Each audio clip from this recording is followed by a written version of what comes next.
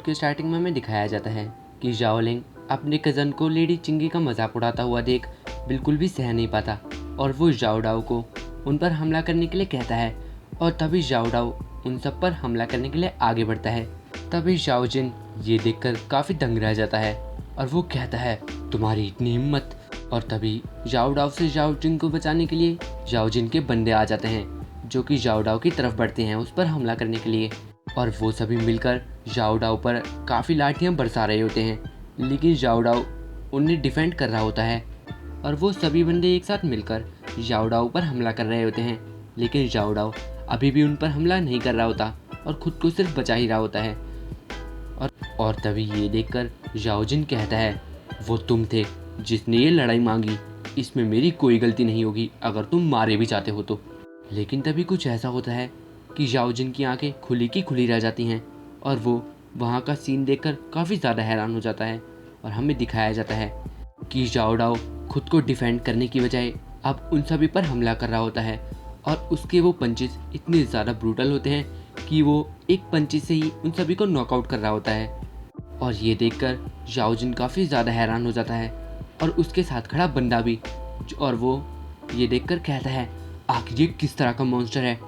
और जाओ जिन ये देखकर कहता है, ऐसा सच में नहीं हो सकता, ये बंदा तो उन सबको एक खिलौने की तरह समझ रहा है और उसी तरह तोड़े ही जा रहा है। तभी जाओलिंग की नज़र जाओ जिन के साथ खड़े बंदे की तरफ जाती है और वो जाओ डाओ से कहता है, जाओ डाओ उस बंदे के पैर तोड़ दो। और ये सुनकर वो बंदा काफ़ी डर जाता है और उसके चेहरे पे उसका डर साफ दिखाई पड़ रहा होता है। और ये सुनकर वो बंदा वहाँ से भागने की कोशिश करता है और कहता है, तो तुम मेरे पैर तोड़ना चाहते हो, लेकिन मैं इसमें तुम्हारी मदद नहीं कर सकता। और वो वहाँ से भागने लगता है, लेकिन वो वहाँ से भागने में कामयाब नहीं हो पाता और जाओ डाओ पहले ही उसके पास पहुँच जाता है और उसकी गर्दन पकड़कर उसे उठा लेता है। और वो बंदा चिल्ला रहा होता है, मुझे जाने दो, क्या तुम जानते भी हो मैं हूँ कौन, अभी इसी वक्त मुझे नीचे रखो। और तभी जाओ डाओ कहता है, मैं अच्छे से जानता हूँ कि तुम कौन हो, तुम वही बंदे हो जिसके पैर अब टूटने वाले हैं। और ये कहते हुए जाओ डाओ के चेहरे पर एक अच्छी सी स्माइल होती है। और तभी जाओ डाओ उस बंदे को काफ़ी ज़्यादा इम्पैक्ट से नीचे ज़मीन पर मारता है, जिसकी वजह से उस बंदे के मुंह से काफ़ी ज़ोर से चीख निकलती है। और उस बंदे की ऐसी हालत को देखकर जाओ जिन भी काफ़ी ज़्यादा कांप रहा होता है और काफ़ी ज़्यादा डरा हुआ होता है, क्योंकि उसे पता है कि अब अगला नंबर उसी का है और वो उन दोनों को बिल्कुल नहीं रोक सकता क्योंकि वो दोनों उससे काफ़ी ज़्यादा पावरफुल हैं। तभी जाओलिंग कहता है, तुम्हें पता होना चाहिए था कि जाओ डाओ मेरी तरह शांत रहने वाला नहीं है। क्या तुम जानना चाहोगे कि C2 क्लैन के साथ क्या हुआ जब उसने मेरी आंटी की इंसल्ट करने की कोशिश करी थी? कुछ दिनों पहले ही मैंने उन सबको मार डाला। और ये कहते हुए जाओलिंग काफ़ी ज़्यादा सीरियस था और उसका वो फेशियल एक्सप्रेशन देखकर जाओ जिन काफ़ी ज़्यादा डर जाता है और कहीं ना कहीं उसे ये लगने लगता है कि वो जाओलिंग से अब नहीं जीत सकता और उसने काफ़ी बड़ी गलती कर दी चिंगी के बारे में ऐसा बोलकर। और इस चीज़ का अनुमान हमें इससे लग रहा होता है कि खड़े खड़े ही जाओ जिन के पैर काँप रहे होते हैं, लेकिन अभी भी वो बंदा वहीं खड़ा हुआ होता है। और तभी जाओलिंग जाओ जिन से कहता है, तुम अभी भी यहाँ क्यों खड़े हुए हो?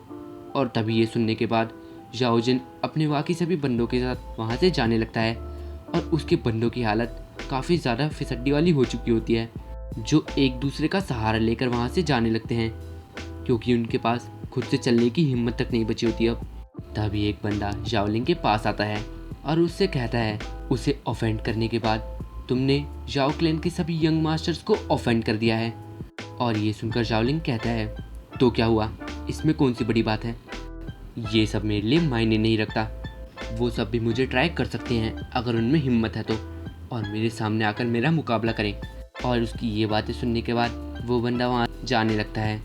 इसके बाद हमें जाओलिंग चिंगी के साथ दिखाया जाता है और तभी वहाँ एक बंदा आता है जो चिंगी से कहता है, यंग लेडी चिंगी, द ग्रेट क्लैन एल्डर ने एक नया ऑर्डर इशू किया है और उसमें उन्होंने कहा है कि जाओ क्लैन के सभी मेंबर्स जो कि अभी 18 साल की एज के हैं या उससे कम के, वो सभी यंग मास्टर जाओलिंग को चैलेंज कर सकते हैं और जो कोई भी उनके पैर तोड़ने में कामयाब होगा उसे रिवॉर्ड दिया जाएगा और फैमिली का कोई भी मेंबर इसमें इंटरफेयर नहीं करेगा। और ये सुनकर चिंगी जाओलिंग से कहती हैं, तुमने एक और गलती कर दी लैंग। क्या तुम जानते हो मैं किस बारे में बात कर रही हूँ? और ये सुनकर जाओलिंग को कोई भी आइडिया नहीं होता कि वो किस बारे में बात कर रही हैं। और तभी चिंगी कहती है, लैंग तुम अभी इतने ज़्यादा स्ट्रांग नहीं हो। तुम्हारे ग्रैंडफादर तुम्हारे लिए एक बैटलफील्ड तैयार कर रहे हैं। अगली बार से ध्यान रखना, उनके पैर मत तोड़ना। अगली बार से उनकी 13 रिब्स भी ज़रूर तोड़ना। अगर तुम ऐसा करने में भी कामयाब नहीं होते, आखिर तुम सक्सेसफुल कैसे हो पाओगे फिर? और उनकी इस बात से हमें साफ पता लग रहा है कि चिंगी कहीं ना कहीं जाओलिंग को सपोर्ट ही कर रही हैं। और ये बात सुनकर जाओलिंग भी खुश हो जाता है और वो चिंगी से फिर पूछता है, क्या हमारे पास यहाँ जाओ क्लैन में कोई लाइब्रेरी? मुझे उन पर्पल वाइन्स के बारे में कुछ जानना है और ये पता लगाना है कि आखिर वो चीज़ थी क्या।